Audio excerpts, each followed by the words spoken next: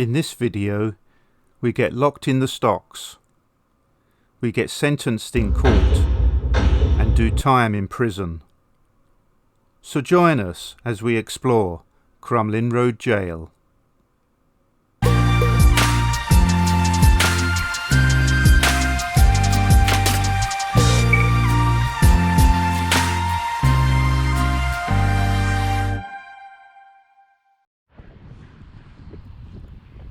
As we start the self-guided tour, we did as most people do and took photos of ourselves in the stocks before heading around the corner to the door that leads to the jail basement. The basement room contains many interesting facts and artifacts, such as this handbag made by an inmate, and also a list of how many prisoners escaped per year.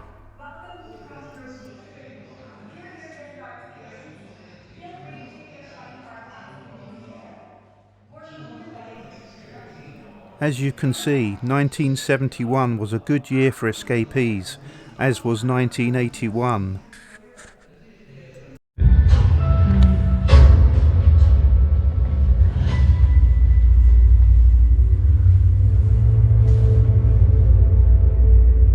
I'll stand for Lord Chief Justice Matthews. Be seated. Ladies and gentlemen, what a sorry bunch of individuals we have before us today. I'm sure we can address your petty crimes and find a suitable punishment for you all. When Crumlin Road Jail was opened in 1946, it was not thought that we would still be dealing with criminals to this day. And did you know that this majestic site in North Belfast was built to replace the old Ancram jail in Carrickfergus? For 106 prisoners of that jail were marched here in chains. 6 of them were lunatics. Some things never change. Now, before I start, I don't want to hear mobile phones in my court. You won't be needing them where you are going. I suggest you turn them off immediately. Because this is a Grade 1 listed building, there are quite a few uneven surfaces and low doors. So when you go about, we would ask you to be careful. We do not want you to fall and hurt yourselves. The only pain you will feel is on our hands. Now, Warder Roberts, are any of these subjects eligible for release? No, Your Honour. And Governor Forbes, do we have enough accommodation for these cells? Your Honour, of course we have. This is the finest prison in the country.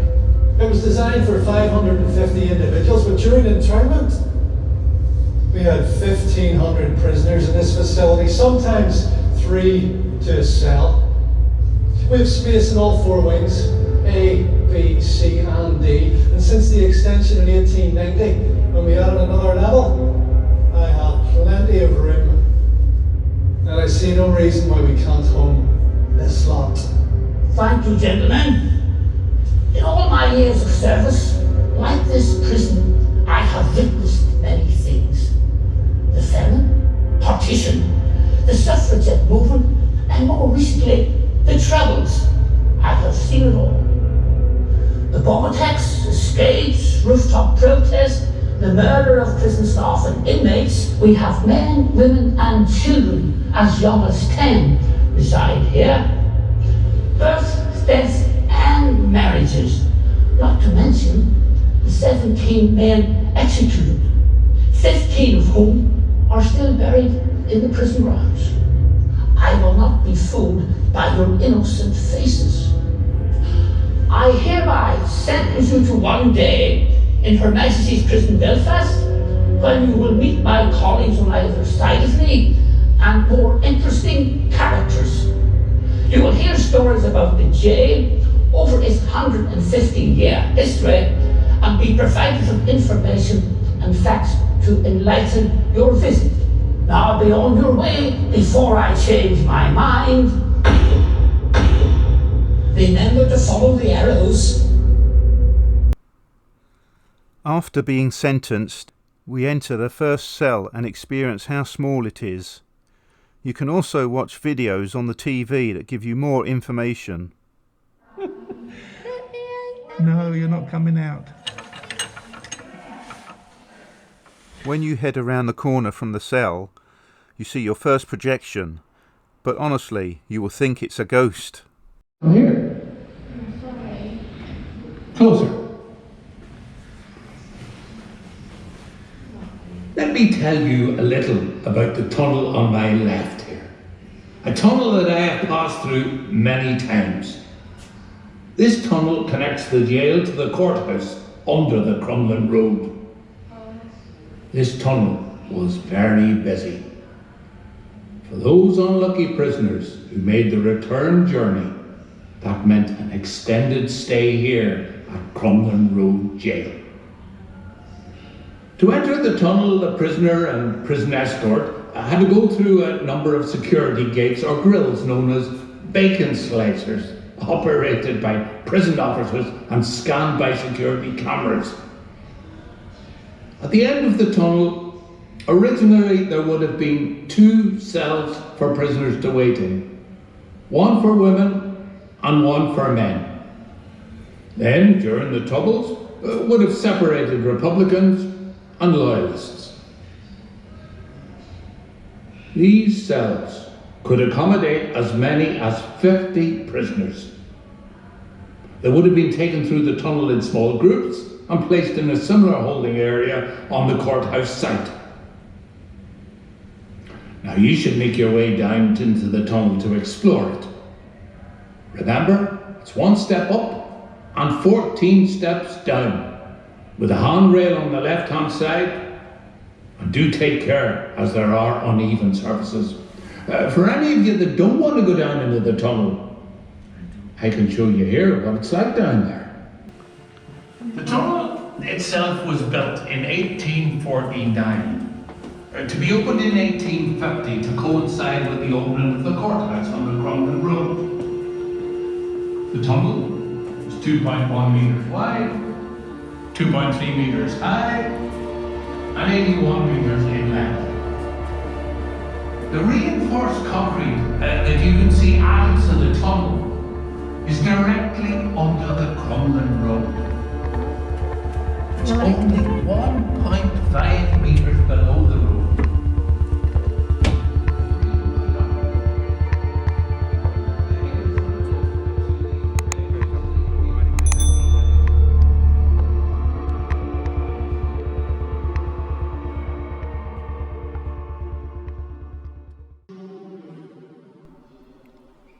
This is an original wooden cell door from the jail. However, this type of door had a number of faults. Mainly the hinges were too easily compromised and the doors opened inwards, making it easy for a prisoner to barricade himself in. In the 1970s, the technical staff at the jail designed the doors on the cells today. These proved to be more secure and were adopted by many other prisons and became known as Belfast doors. This is a flogging rack. Prisoners over 18 would receive no more than 36 lashes or strokes of either a cat o' nine tails or a birch rod. For prisoners under 18, a birch rod was used and no more than 18 lashes or strokes. On its last use in 1961, 3 young men were flogged.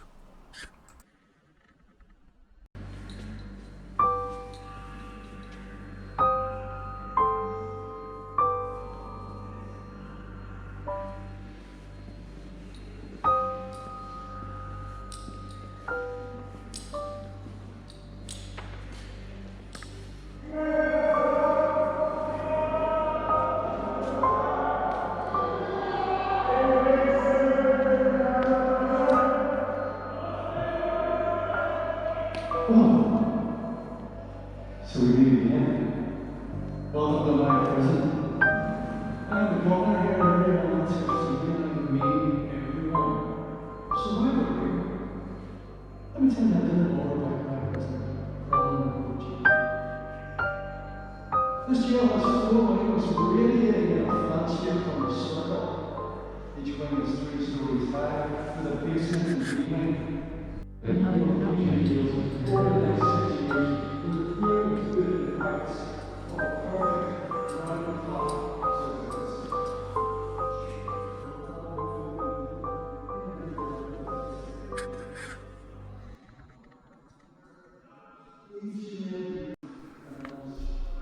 This office was used by the principal officer, who was responsible for the day-to-day running of the wing. This holding cell was used to securely hold any prisoners moving off of the wing.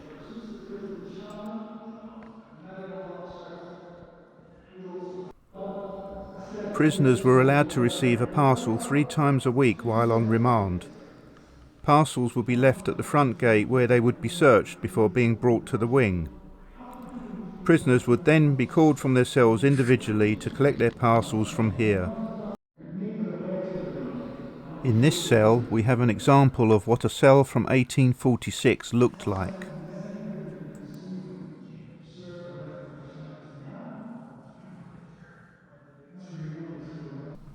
And here is the medical officer's office.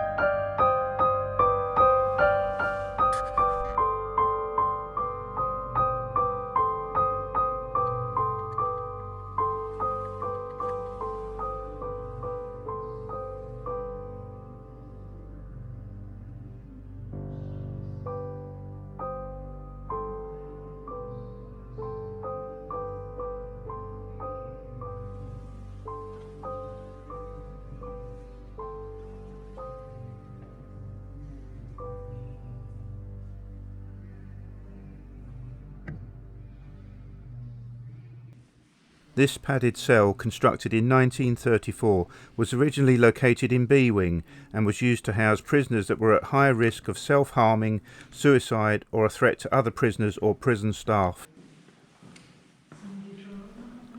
Double cells like this one were sometimes used as classrooms for prisoners. The governor gave permission for the murals on the walls to be painted by prisoners taking an art class.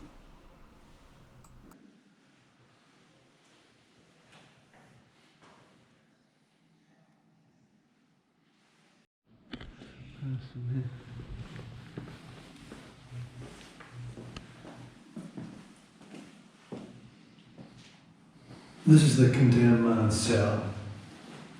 All men sentenced to death were immediately taken to this cell and isolated from the rest of the prison population. The prisoner would sleep, eat and exercise alone. You will notice this cell is slightly larger than the rest. That's because this was 2 cells knocked into one. The reason? Well, this cell has to accommodate not only the prisoner, but 2 prison officers as well. The prison officers were here to keep the prisoner occupied and ensure he didn't cheat the hangman's noose. The prisoner would be moved into his own suite, also known as the pinioning room.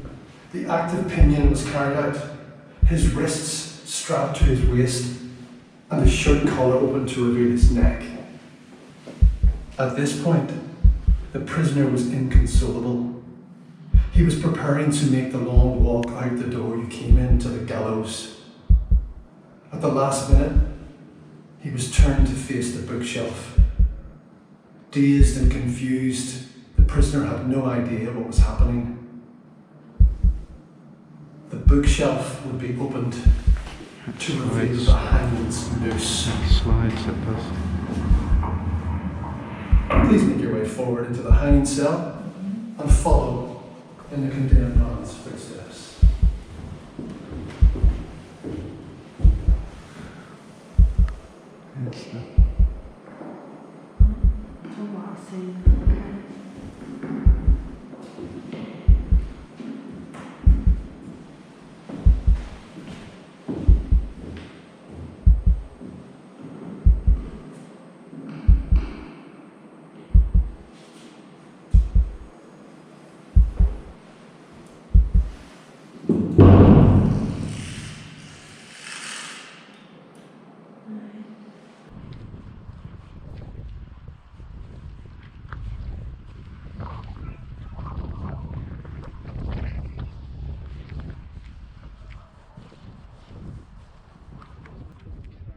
The Capital Punishment Amendment Act 1868 required the body of every offender executed to be buried in an unmarked grave within the walls of the prison where the execution took place.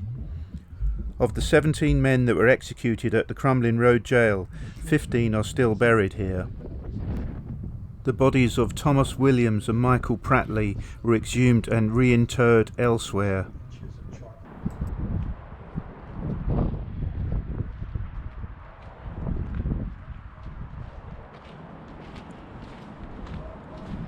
Michael Prattley's grave is marked by his initials.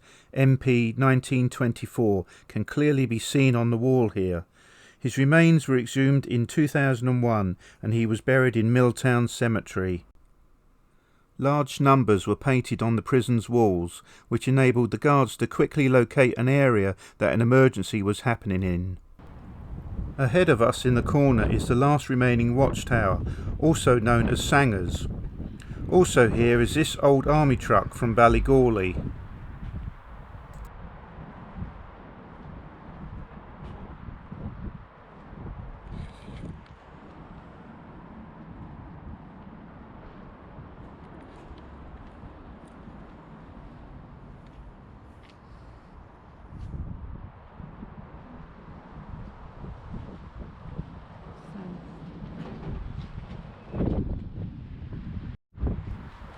This watchtower or Sanger is the last remaining one of 5 that were installed in the 1950s.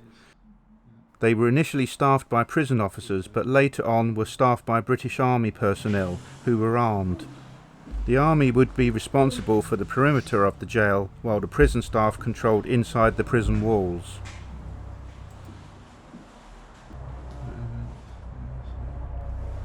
This watchtower also housed the matron's house, as this prison also housed women and children.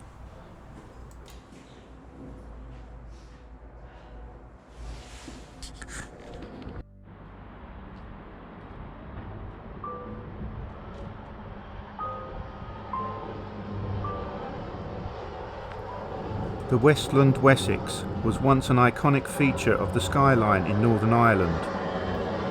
Operated by a crew of 3, it was used as a troop carrier for up to 16 passengers.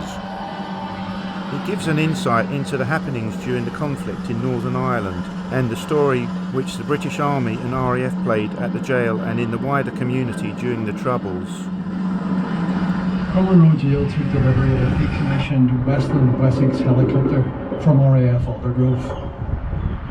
The Wessex XR-529 Echo was first put into operation in 1963.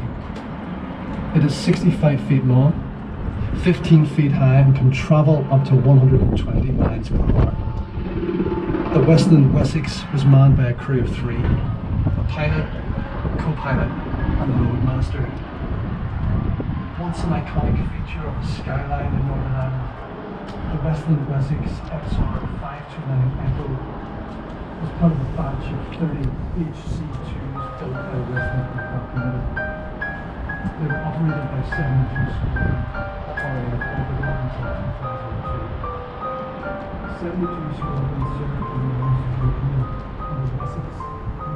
Another iconic feature of Northern Ireland's history is the armoured Land Rover, such as this one, which are still in use today by the PSNI.